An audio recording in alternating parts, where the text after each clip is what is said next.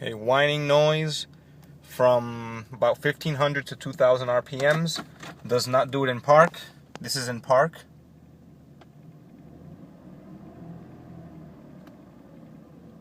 Again. Okay, now we're gonna drive.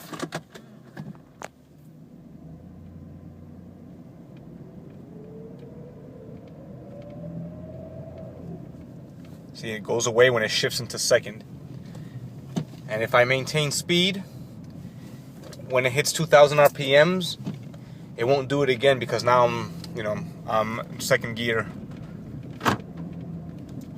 Only when I'm in, it seems like it's only when I'm in first gear. So here we go. Here's my speed. It's not as obvious. Now I'm gonna come to a stop.